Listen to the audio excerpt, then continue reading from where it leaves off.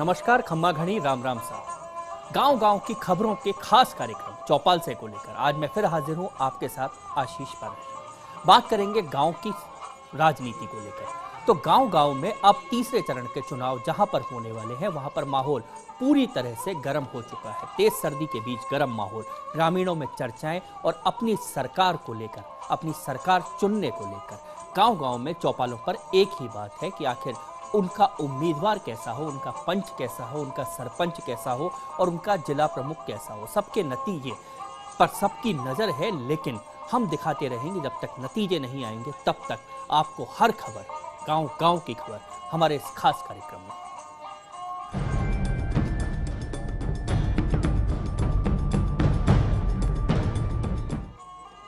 तो खबर सबसे पहले जयपुर से। पंचायत चुनावों को लेकर बीजेपी ने बाड़ाबंदी भले ही शुरू कर दी है, मगर इसको लेकर पेच फंस रहा है। पार्टी ने जिला और पंचायत समिति स्तर के 295 प्रभारियों को बाड़ाबंदी की जिम्मेदारी दी थी। ट्रेनिंग के नाम पर प्रधान और जिला प्रमुखों को लेकर शुरू हुई बाड़ाबंदी के खर्चे को लेकर अब सत्ता और संगठन में खींचतान हो रही है। सूत्रों की माने तो पार्टी ने तय किया था कि बाड़ाबंदी का खर्चा विधायक तय करेंगे। प्रशिक्षण के नाम पर शुरू हो रही बाड़ाबंदी में होटल का खर्चा सहित तमाम खर्चे विधायक वहन करेंगे, मगर जिला स्तर पर आ रही रिपोर्ट नेगेटिव है। वहीं पार्टी के पंचायत प्रभारियों का कहना है कि विधायक तवज्जो नहीं दे रहे हैं। पंचायत चुनाव में पार्टी को कोई कोताही बरतनी पार्टी नहीं चाह रही है। ऐसे में विधायकों का जो रवैया है उसको पार्टी गंभीरता से ले रही है। कांग्रेस के गढ़ को भेदने के लिए पार्टी की रणनीति पर विधायकों की उदासीनता अब भारी पड़ती नजर आ रही है। वहीं प्रदेश नेतृत्व ने सभी जिला प्रभारियों से कल तक इस बारे में रिपोर्ट मांगी है।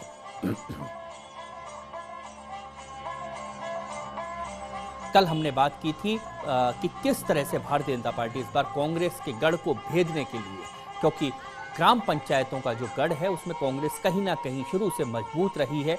भारतीय जनता पार्टी इस गढ़ को भेदना चाहती थी और कल भी हम बात कर रहे थे, कल भी हमने दिखाया था कि किस तरह से बीजेपी ने अपनी बाड़ाबंदी की तैयारियां पूरी कर ली हैं। पूरे बीजेपी कोई कोर कसर नहीं छोड़ना चाहती अपनी बाड़ाबंदी में, अपनी तैयारियों में। और जिस तरह निकायों में जीत बीजेपी ने दर्ज की, यही इस तरह से अपने सभी पार्षदों को एकजुट रखते हुए उनकी बाड़ाबंदी करते हुए बीजेपी ने जीत दर्ज की और अब वही पंचायत चुनाव में दोहराना चाहती है। लेकिन अब जो मुसीबत जो निकल कर सामने आई है कि 295 प्रभारियों को इसका जिम्मेदारी दी है और पार्टी ने तय किया है कि जो भी खर्चा इस बाड़ाबंदी या प्रशिक्षण शिविर के नाम पर जो भी खर्चा होगा उसे स्थानीय विधायक वहन करे। लेकिन अब विधायक कहीं ना कहीं पीछे हटते हुए नजर आ रहे हैं, तो पार्टी के लिए मुश्किलें आ गई हैं कि अब अंतिम समय में ये पूरी जो व्यवस्था है ये किस तरह से की जाए। पार्टी के सामने दिक्कत आ रही है और पार्टी ने पहले तय किया था कि इसका खर्चा विधायक वहन करेंगे।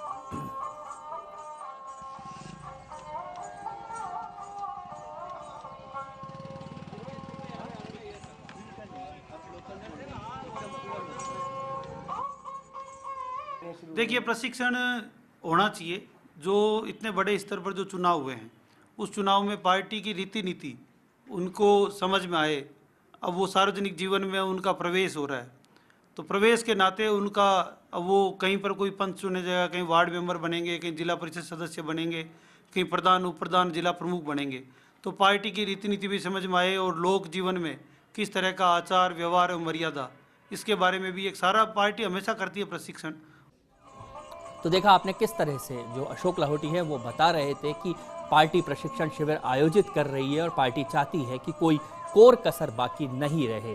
तो कुल मिलाकर वही बात जिसकी चर्चा हम कल भी कर रहे थे कि प्रशिक्षण के नाम पर एक बाड़ाबंदी, यानी कोई भी मौका भारतीय जनता पार्टी चूकना नहीं चाहती। और भारतीय जनता पार्टी के लिए पहली बार इतने सालों में मौका भी है, क्योंकि पार्टी लगातार जीत के घोड़े पर सवार है।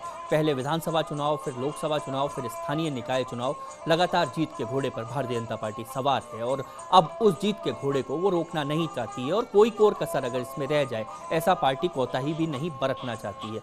तो कुल मिलाकर ये पूरी कवायद इसलिए पार्टी की जा रही है, इसीलिए बाड़ाबंदी को लेकर पार्टी बहुत एक तरह से गंभीर और संवेदनशील भी पार्टी नजर आ रही है। इसलिए बहुत पहले से पार्टी ने प्लानिंग की है, क्योंकि वो जानती है कि गांव में अगर इस सरकार को बनाने के लिए अगर एक भी व्यक्ति टूटता है कहीं ना कहीं कभी भी, तो उनके लिए हर जगहों पर स्थिति अनुकूल नहीं रहेगी। और कई जिले ऐसे हैं जहां पार्टी पहली बार एक तरह से खाता अपना खोल सकती है, क्योंकि बहुत सारे ज़िले हैं जहां पार्टी कभी भारतीय जनता पार्टी अपना जिला प्रमुख नहीं बना पाई है। तो इनके लिए पहली बार मौका है, क्योंकि सत्ता उनके पास में है और एक तरह से सत्ता पास में है। और दूसरी बड़ी चीज़ ये है कि भाजपा का ग्राफ कहीं ना कहीं पिछले 1 साल में बहुत तेज़ी से आगे बढ़ा है राजस्थान में, तो पार्टी उसका फ़ायदा लेना चाहती है। और दूसरी बड़ी चीज़ कि जितने चुनाव बाकी राज्यों में हुए हैं, पार्टी ने देखा है कि कहीं ना कहीं एक जो मोदी लहर है वो अभी चल रही है, वो कहीं भी कमज़ोर नहीं पड़ी है, तो उसका फ़ायदा भी पार्टी लेना चाहती है। और अब ये फ़ायदा लेने के लिए सबसे बड़ी दिक्कत जो पार्टी के सामने आ रही है कि यहाँ बाड़ाबंदी की जाए, बाड़ाबंदी के साथ प्रशिक्षण के नाम पर बाड़ाबंदी की जाए, और इस बाड़ाबंदी के साथ अब बड़ी दिक्कत है कि इस पूरी बाड़ाबंदी का खर्चा कौन वहन करेगा। आखिर खर्चे को लेकर पूरी ये कवायद है बाड़ाबंदी, क्योंकि विधायकों को ये जिम्मेदारियां सौंपी गई थी और अब विधायक उस जिम्मेदारी से कहीं ना कहीं पीछे हटते हुए नजर आ रहे हैं। कल भी हमने हमारे संवाददाता से बात की थी, तब उन्होंने बताया है कि सभी जिलों में होटलें बुक करने का सिलसिला शुरू हो चुका है। जयपुर में होटलें बुक की जा चुकी हैं, जयपुर में होटल बुक की जा चुकी है और सभी जिलों में लगभग होटलें बुक की जा चुकी हैं, जहां जीतने वाले जो उम्मीदवार हैं उनको लाया जाएगा, उनकी बाड़ाबंदी की जाएगी और उन लोगों के साथ जो अपनी एक सरकार बनाने की कोशिश है, गांव की सरकार बनाने की कोशिश है, वो की जाएगी।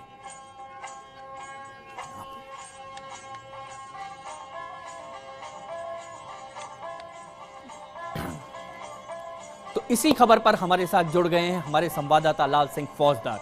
लाल सिंह, कल आपसे बात हो रही थी कि भारतीय जनता पार्टी अब बाड़ाबंदी के लिए पूरी तरह से तैयार है। अब आखिर में ये क्या पेच फंसा है, क्योंकि विधायक कहीं ना कहीं पीछे हटते हुए नजर आ रहे हैं। देखिए आशीष, जैसे कल हम लगातार दर्शकों को बता रहे थे कि भारतीय जनता पार्टी पंचायती राज चुनावों में कहीं ना कहीं अपनी जीत के सिलसिले को जारी रखने के लिए बाड़ेबंदी में जुट गई है। लेकिन आज जो नई जानकारी सामने आ रही है आशीष, जो हमारे सूत्रों के हवाले से हमें पता लगा है, उससे साफ हुआ है कि कहीं ना कहीं चूँकि जो वित्तीय जिम्मेदारी है, जो पैसे खर्च करने की जिम्मेदारी है, वो विधायकों को सौंपी गई है। लेकिन जो रिपोर्ट पार्टी की आ रही है, चाहे जो जिला प्रभारी है, पंचायत समिति जो 295 पंचायत समिति के प्रभारी बनाए हैं, उन्होंने जो पार्टी को रिपोर्ट भेजी आशीष, वो काफ़ी नेगेटिव रिपोर्ट है। उन्होंने कहा है कि कहीं ना कहीं जो विधायक है वो उनको तवज्जो नहीं दे रहे हैं और वित्तीय मामले को अगर बात करें तो पैसे खर्च करने की बात करें तो अपने कदम पीछे हटा रहे हैं। तो इसको लेकर जो पार्टी का प्रदेश नेतृत्व तो काफ़ी गंभीर है, क्योंकि लगातार चाहे वो हम आशीष सदस्यता अभियान को लेकर बात करें, जब पंचायत चुनाव जो टिकट वितरण हुआ था उसको लेकर वंशवाद और परिवारवाद के खिलाफ पार्टी ने जो मुहिम शुरू हुई थी, उसको लेकर जनप्रतिनिधियों ने जिस तरह का रोल अदा किया था और जिस तरह से नेगेटिव वो रहे थे, वही कहीं ना कहीं उनका रवैया जो अब नज़र आ रहा है, उसको लेकर जो प्रदेश नेतृत्व वो गंभीर है, हो सकता है एक कार्रवाई की मूड बना रहा हो।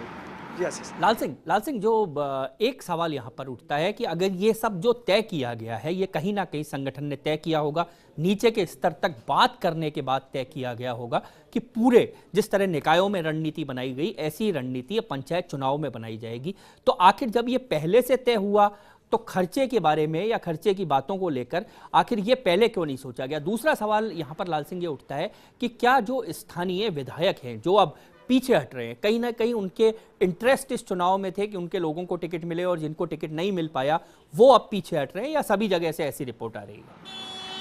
देखिए आशीष, जहाँ तक रिपोर्ट की बात है तो जो जिला पंचायत समिति स्तर पर 295 जो इन्होंने प्रभारी बनाए हैं, पार्टी का जो पहले मानस था कि जो प्रशिक्षण शिविर जो पार्टी नाम दे रही है, यानी कि उसको कहें कि राजनीतिक भाषा में जो बाड़ेबंदी है, उसको लेकर 295 जो प्रदेश पंचायत समिति के प्रभारी है वो अपने स्तर पर प्रशिक्षण शिविर लगाएंगे।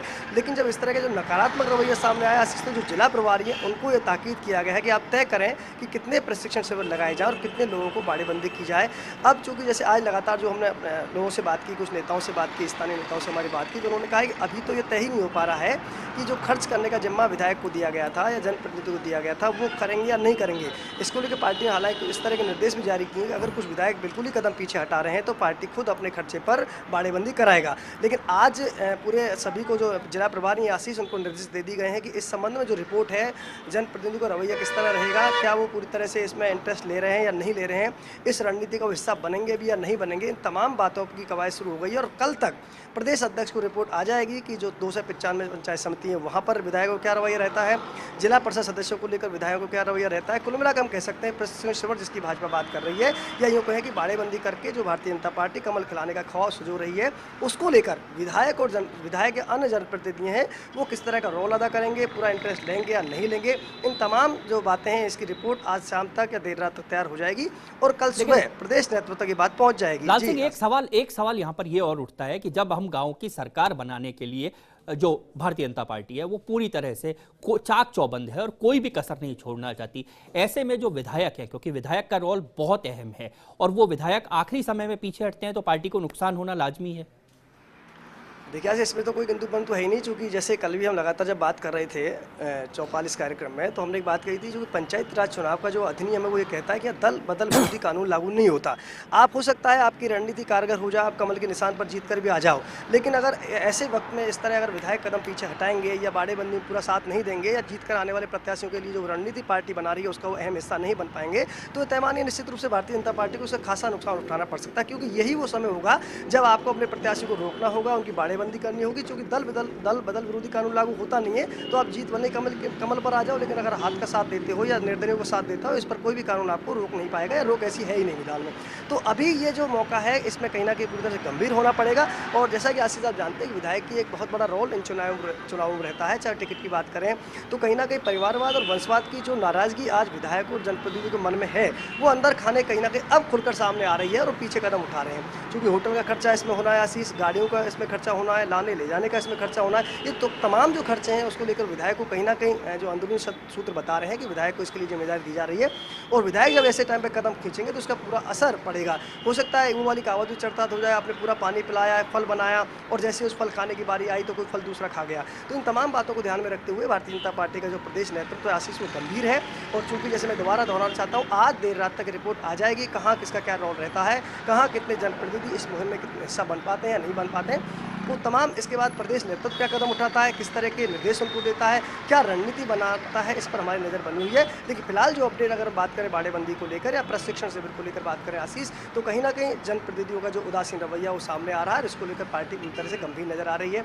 अभी तो तृतीय चरण का चुनाव है वो भी बाकी है और इसके बाद चूंकि जो प्रथम और द्वितीय चरण के जो प्रत्याशी उनको बाड़ेबंदी अभी से उनको शुरू करनी है। लेकिन ऐसे अगर विधायक रोल अदा करेंगे, इस तरह अगर वो पीछे कदम उठाएंगे तो निश्चित रूप से भारतीय जनता पार्टी को इसे खामियाजा भुगतना पड़ सकता है। लाल सिंह, एक सवाल और यहाँ पर उठता है कि जो रिपोर्ट मांगी गई है आखिर उनपे किन किन बिंदुओं पर रिपोर्ट मांगी गई है, जो आज रात तक रिपोर्ट आनी है उनमें बिंदु क्या होंगे? देखिए ऐसे सबसे पहले तो ये हम साफ कर दें क्योंकि जो जिसकी हम बात कर रहे हैं इसका कोई लिखित रिकॉर्ड नहीं होता है। पार्टी की ये सब अंदरूनी ये जो हम बात का अंदरूनी सूत्रों की बात होती है, मोटे मोटे कुछ बिंदु इसमें साफ होती है। क्योंकि जैसे जो लगातार जो रिपोर्ट अभी आ रही है वो सबसे जो पार्टी के लिए जो चौंकाने वाली बात रिपोर्ट आ रही है कि विधायक अपने कदम पीछे खींच रहे हैं। तो जो 295 जो पंचायत समिति जो है उसके जो प्रभारी बनाए गए उनको कहा गया है कि आप सभी विधायकों से बात करें, एमएलए से बात करें, एमपी से बात करें और उनको बताएं कि पार्टी ने निर्देश दिया है कि आपको ये सब कुछ करना है। इस भाषा में उनसे बात करिए कि पार्टी जो प्रदेश नेतृत्व है उनका कहना है कि विधायक कोष की व्यवस्था करेंगे, एमएलए एमपी हमारे इसमें पूरी साथ देंगे और जब प्रशिक्षण शिविर होगा तब उनको यहाँ रहना है। ये पार्टी ने निर्देश कर दिया है, ये लिखित में भी पार्टी ने निर्देश कर दिया है कि प्रशिक्षण शिविर के दौरान तमाम जो क्षेत्र के जनप्रतिनिधि होंगे, एमपी होंगे, एमएलए होंगे, वो उस प्रशिक्षण संबंधित जो प्रशिक्षण शिविर होगा वो मौजूद रहेंगे। तो उनसे सभी बिंदुओं पर मांगा गया कि आप मौजूद रहेंगे या नहीं रहेंगे, या पार्टी ने जो आपको खर्चे का निर्वहन करने की बात की है क्या उसका खर्चा वहन करेंगे नहीं करेंगे, या फिर आप पंचायत राज चुनाव के इसमें महत्वपूर्ण पड़ाव में चूंकि अब अंतिम मौका है ये दिखाने को भारतीय जनता पार्टी का गाँव में हमारी जड़ें मजबूत हैं, कमल हम खिला सकते हैं, ऐसे मौके पर आप कदम पीछे हटा रहे हैं तो क्या कहीं ना कहीं पार्टी लाइन के खिलाफ नहीं है? क्योंकि पार्टी अपनी रणनीति बना रही है, उसका आपको हिस्सा बना रही है और ऐसे समय में जब आपकी सख्त आवश्यकता है पार्टी के लिए और आप कदम पीछे खींच रहे हैं तो इन तमाम बातों पर जो जिला प्रभारी हैं आशीष और जो पंचायत समिति जो प्रभारी बनाए गए वो आज बात करेंगे और वो जो बात की अगर नबुला वो सामने आएगा उसको पार्टी नेतृत्व से परिचित कराएंगे। जी आशीष। चलिए लाल सिंह, बहुत बहुत शुक्रिया आपका इस पूरी जानकारी के लिए। तो ये थे हमारे संवाददाता लाल सिंह, बता रहे थे कि जो पार्टी ने किस तरह से अपनी पूरी रणनीति बनाई है। खबरों का हम ये सिलसिला जारी रखेंगे। फिलहाल आगे बढ़ने से पहले लेते हैं एक छोटा सा ब्रेक।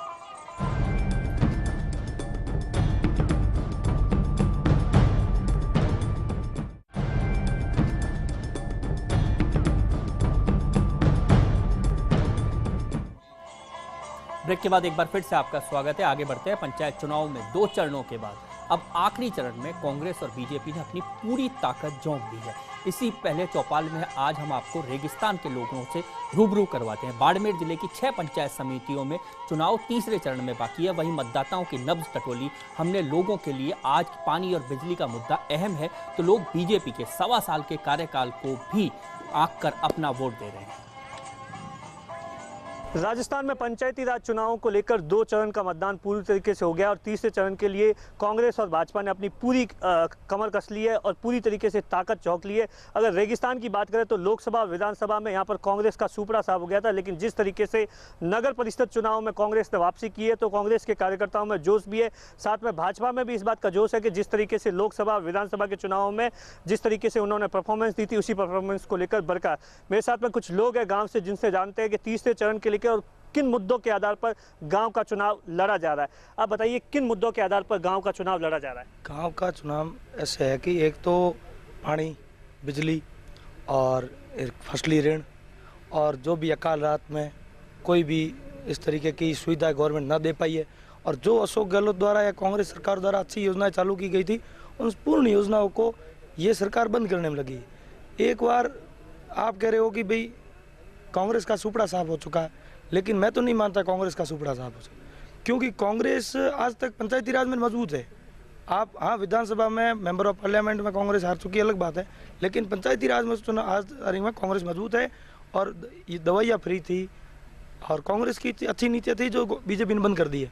तो इस कारण और सबसे बड़ी मुद्दा ये है कि एक डोडा वाला जो यहाँ के लोग 70% लोग बंदानी है, तो उन सभी को एक बार स्पष्ट तो पूर्ण तरीके से कह दिया कि डोडे आपके लिए बंद है। ये थे कुछ और लोग भी हैं मौजूद, उनसे भी बातचीत करके जानते हैं। सर आप बताइए किन चीज़ों को ध्यान में रखते हुए आप लोग वोट करते हैं गांव में? वोट के वहाँ पानी बिल्कुल आज 1 साल हो गया नहीं आता, बिजली बिल्कुल नहीं आती, सड़कें टूटी हुई है और लोग ये डोडे से बिल्कुल परेशान है। और कोई विकास के बारे में कोई बात है नहीं, फालतू झूठी बातें करते हैं, दिन पर झूठी घोषणाओं करते हैं कि पब्लिक हमारे से क्या लेना, पब्लिक जाए हमको ऐश मौज करनी है। आप बताइए सर क्या किन बातों को ध्यान में रखकर वोट करते हैं? हमारे लिए पानी वाली नहीं, बिजली वाली और हमारे खिलाफ ही हाल रही है, बस दूसरा धंधो कहीं नहीं है, वो खिलाफ ही कर रहे हैं भाई। और विकास के बारे में बीजेपी वाला गरीबों के लोगों को कोई सुनवाई नहीं करती। आप बताइए सर किन बातों को ध्यान में रखकर अपना बातों में क्या है कि जो कांग्रेस ने किया वो सब बंद हो गया, काम सब ठप पड़ रहा, जो वायदा किया वो सपना देखते ही रह गया। वह गंगा आनी ही रही, बताइए गंगा आवे, गंगा देखी नहीं अभी तक, सब चीज बंद है बस। तो ये गांव के लोग हैं जिनका साफ तौर पर ये कहना है कि ये लोग जो पानी और बिजली जो कि इनकी गांव की सबसे बड़ी समस्या है, इनको लेकर वोट करते हैं। और 2 चरण के मतदान पूरी तरीके से हो गए, वहीं तीसरे चरण के लिए कुछ ही घंटों में वोट कास्ट होना है। उससे पहले गाँव के लोगों ने अपनी वोट किसको देना है इसके बारे में अपना मानस पूरा बना दिया है। Dinesh Kumar, first India news, Barmer. तो बढ़ते आगे, पंचायत चुनाव के संशोधित कार्यक्रम के तहत अजमेर की 9 पंचायत समितियां, उदयपुर की 28 पंचायतों, नागौर में 22 पंचायत समितियों और श्रीगंगानगर बाड़मेर की 37 पंचायत समितियों पर आज पंच और सरपंच चुनाव संपन्न हुए। तो खबर अजमेर से, नवगठित सरवाड़ पंचायत समिति के 9 गांवों में पंचायतों के लिए आज मतदान संपन्न हुआ। सरपंच और पंच के लिए हो रहे मतदान को लेकर ग्रामीण मतदाताओं में खासा उत्साह देखा गया। सरवाड़ पंचायत समिति के गठन के बाद पहली बार यहां मतदान हुआ। जिले के रिटर्निंग अधिकारी किशोर कुमार सहित कई अधिकारी बूथ केंद्रों का दौरा किया। वहीं पुलिस ने भी सुरक्षा व्यवस्था माकूल रखी। दोपहर तक किसी भी अव्यवस्था और अशांति की खबर नहीं आई। इसके बाद मतगणना शुरू हो गई है। देर रात तक परिणाम भी जारी कर दिए जाएंगे।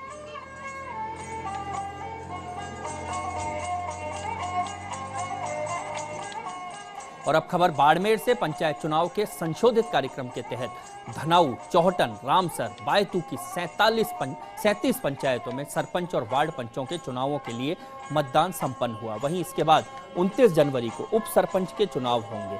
6 पंचायतों में निर्विरोध सरपंच चुन लिए गए हैं। वहीं रामसर पंचायत समिति की सभी 25 पंचायतों में चुनाव समाप्त हुए। इनमें से 4 पंचायतों में निर्विरोध सरपंच चुन लिए गए हैं।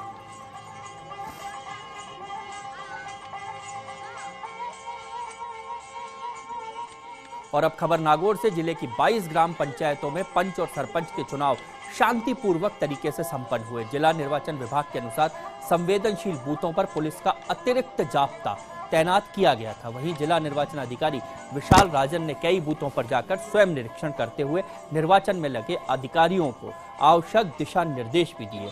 वहीं सरपंच चुनाव के लिए गांव में मतदाताओं की बूथों पर लंबी कतारें दिखी। सरपंच पद के लिए खड़े प्रत्याशी मतदाताओं ने अपने अपने पक्ष में मतदान करने की अपील करते हुए भी बूथों पर दिखाई दिए।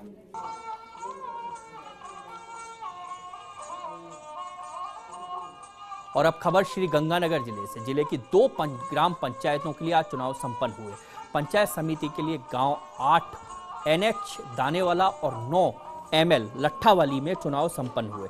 मतदाता सुबह से ही मतदान केंद्रों पर दिखे। वहीं सुरक्षा की दृष्टि से मतदान बूथों पर पुलिसकर्मी भी तैनात किए गए। आपको बता दें कि तीसरे चरण में श्री गंगानगर और श्री करणपुर पंचायत समितियों में चुनाव संपन्न होने हैं, जिनके लिए कल मतदान दल रवाना होंगे।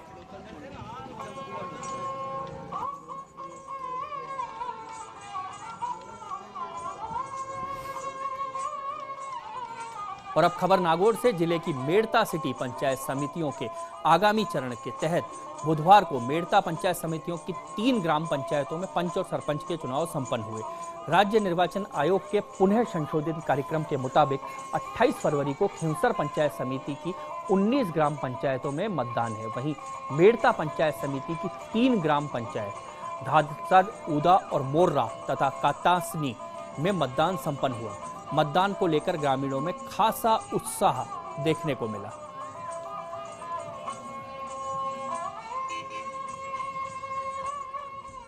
और खबर सीकर से पंचायत चुनाव के तीसरे और अंतिम चरण के लिए आज IIT मैदान में अधिकारी और कर्मचारियों की सुबह ट्रेनिंग हुई। ट्रेनिंग के बाद मतदान दलों को रवाना किया गया। जिले में 30 जनवरी और 1 फरवरी को पाटन और पिपराली पंचायत समितियों के चुनाव होंगे।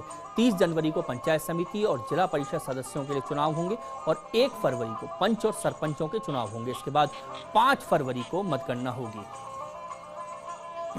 पंचायत समिति पिपराली के पंचायत के चुनाव होने और पाटन के चुनाव होने, पंचायत समिति सदस्य और जिला परिषद सदस्य के, जिसके लिए आज प्रशिक्षण दिया गया। पार्टियां अब रवाना हो रही है और ये प्रशिक्षण दिया गया है कि स्वतंत्र और निष्पक्ष चुनाव पूर्व के चरणों की भांति कराएं। जयपुर जिले में 30 जनवरी को होने वाले तीसरे चरण के चुनाव के मद्देनजर जिला कलेक्टर कृष्ण कुणाल ने कलेक्ट्रेट परिसर में चुनाव अधिकारियों की बैठक ली। बैठक में कलेक्टर ने शांतिपूर्वक मतदान के लिए अधिकारियों को दिशा निर्देश दिए। जिला कलेक्टर कृष्ण कुणाल ने बताया कि तीसरे चरण में विराटनगर, जमवारामगढ़, झोटवाड़ा, कोटपुतली, जालसू और पावटा पंचायत समितियों में चुनाव होने हैं। इस दौरान संवेदनशील बूथों पर अतिरिक्त पुलिस जाब्ता तैनात रहेगा और शांतिपूर्व मतदान के लिए पुलिस मोबाइल पार्टियां भी तैनात रहेंगी। और ये जो मीटिंग था उसका इशू था 3rd फेज़ ऑफ इलेक्शंस, जो 30 तारीख को, जिसमें ज़िला परिषद और पंचायत समिति के चुनाव होने हैं। और उसके पश्चात 1 तारीख को सरपंच का चुनाव होना है, सरपंच और पंचों का, और 2 तारीख को उप सरपंच का चुनाव। ये जो लास्ट फेज़ ऑफ इलेक्शंस है उसकी पूरी तैयारी और उसकी समीक्षा के लिए बैठक ली गई थी। तो गांव-गांव की खबर के इस कार्यक्रम चौपाल से में इतना ही। दीजिए इजाजत। नमस्कार।